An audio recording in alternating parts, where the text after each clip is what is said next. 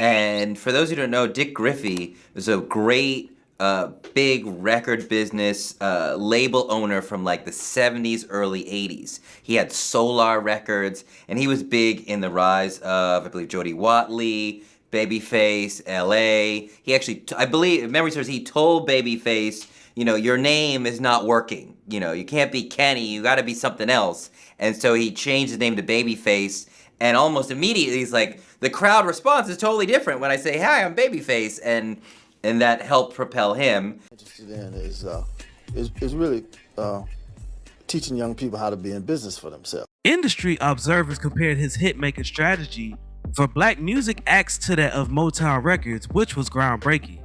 This man built an in-house team of songwriters and producers, taking the time to coach and nurture talent. This man was a pioneering executive in the music industry, responsible for some of the biggest R&B hits of the 1980s. The centerpiece of today's video is all about Dick Griffey. Before we start, let's be sure to leave a like on the video, subscribe to the channel, and push the notification bell to be sure you won't miss on any more uploads. Now without further ado, let's cue that intro.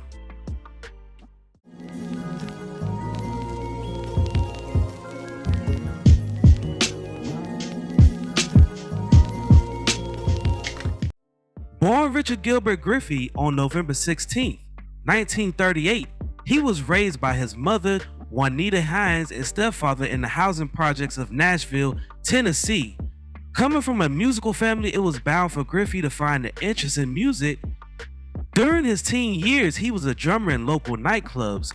While attending Tennessee State University, Griffey showed promise as a drummer, but dropped out after several months because he wanted to live life, not read about it, according to his daughter.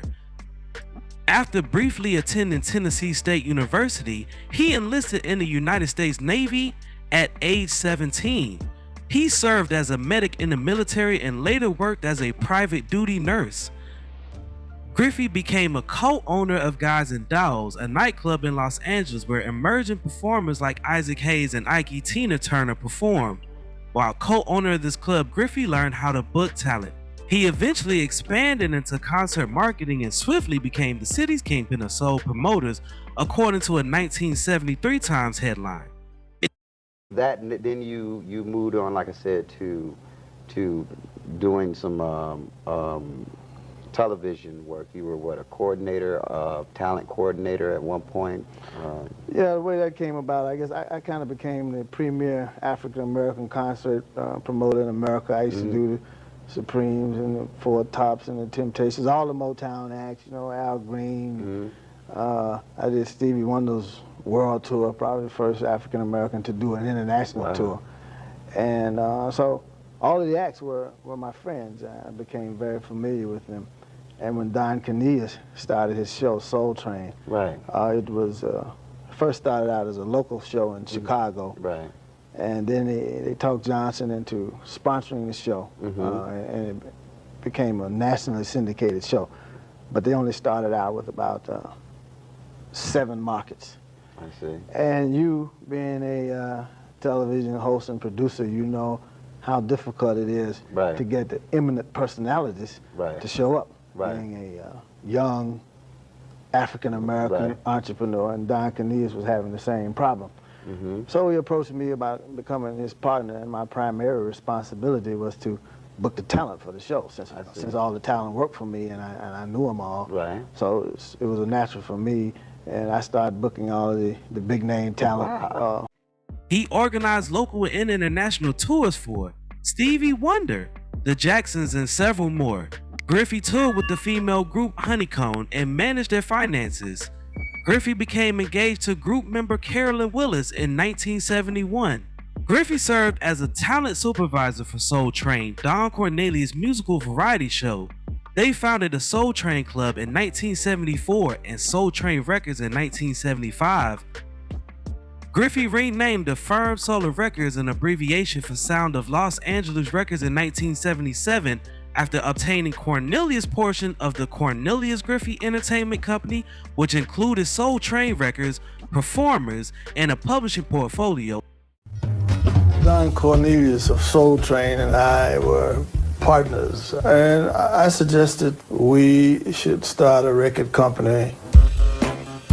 So that's what we did. We cut a theme song for Soul Train by a group that we called the Soul Train Gang, but it was made up of young people from Soul Train. But the theme song became a minor hit and put Soul Train Records on the map. He wanted out, so I ended up buying him out. And that's when we went from Soul Train to Solar. Sound of Los Angeles Records. Music critic Stephen Holden of the New York Times predicted a bright future for the label in the pop market, writing a profile under the headline "Solar could be the Motown of the 80s. Shalimar was one of the Solar performers with singles like The Second Time Around, and This Is for the Lover in You. With The Whispers, Griffey co-wrote singles including And the Beat Goes On and Rock Steady. Other bands signed by Solar in the 1980s included The Deal, Dynasty, Climax, Lakeside, Midnight Star, and The Whispers. After John Gibson was signed to Griffey's subsidiary label, Constellation Records, Griffey would have fun tricking a number of his artists with Gibson's demo tape with people thinking it was Stevie Wonder. Babyface, who had been dissatisfied with his status as a backup vocalist with The Deal, credited Griffey with inspiring him to go out on his own and seek a solo career. Babyface said that Griffey told him, "If they don't want you to sing all the time, you should be doing your own thing."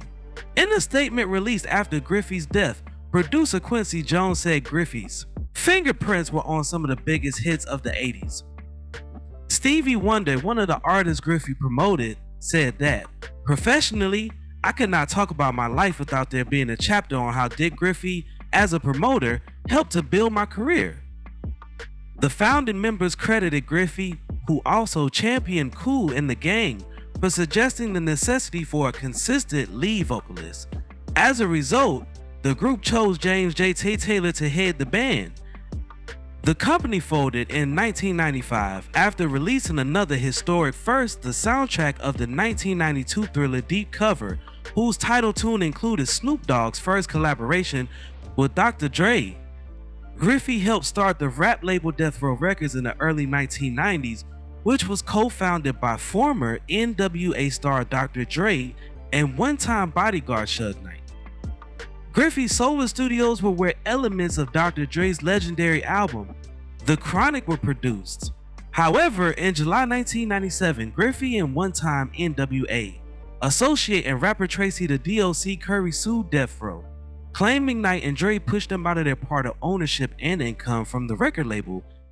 I was really trying to get on at the New Yorker. So I told them, like, let's do a story on Dick Griffey. For those who don't know, Dick Griffey was a big record label owner from like the 70s, early 80s. And he had mentored Suge, but he was suing Suge. So I'm hanging out with Dick for like, 2-3 weeks. I'm like, oh, let's go see Suge. So I'm like, it'd be so great for the story. Let's go hang out with Suge. And he's finally like, all right, you want to go see Suge? All right, fine. Let's go see Suge. 10, 11 o'clock at night, we go out to Death Row. We go into Suge's office, and Suge's giving us a little tour. Dick leaves, so I start interviewing Suge, and I'm interviewing him about Dick Griffey. We go for about 40 minutes on just the rise of Dick and their relationship and the mentoring, and Dick was big on owning your masters and not having a slave mentality, and he had incepted Suge with that. So, I'm feeling myself, we're vibing, everything is good, and so I'm like, what's up with the lawsuit? And Suge says, what are you talking about? And everything changed. His whole mood changed, the whole room seemed to change, and now he's clearly upset. And I'm like, it's cool. And I grab my tape recorder, and he's like, nah, sit there. And I'm like, oh, what is this about to be? So then he goes to the door. There's only one door out of there. And he calls his man. And he just looks like he's just ready to go beat somebody's ass. And he just kill anybody. I'm like, I am not ready for any of this action. Suge is, saying shit. He won't come in here, talk about lawsuits. And the young thug is like, let me at him. And But he was just like, nah, I'm just scaring him. I'm not telling you to go kill him, but I'm... So the young thug is waved off. So I go to grab the tape recorder again and walk out, and he goes, where are you going? Sit down! And I'm like, fuck, we're not done! And he goes, rewind the tape to the beginning. And I'm like, oh, fuck, now I'm gonna lose my interview, and I came here for nothing! And then he starts to give me the same interview again. But he's answering the same questions and giving the same answers for 40 minutes in order, which is very, very hard to do. Most people could not do that. And then when we got to the part where I asked him about the lawsuit, he was like, all right, shut the tape recorder off. All right, you got your interview. Get out of here. And I'm like, Dick, let's go. We're out of here. I didn't get hit, and I got the interview.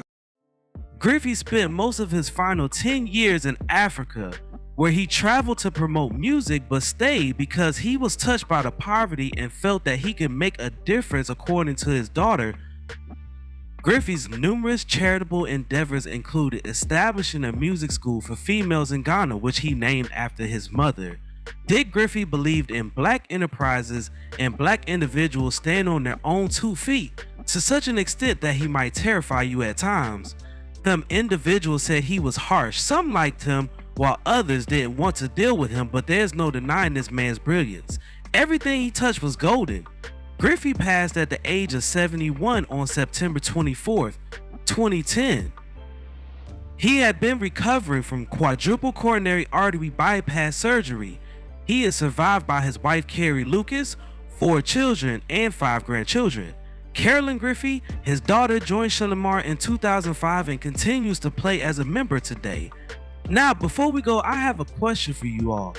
What is your favorite act that Dick Griffey had his hands on?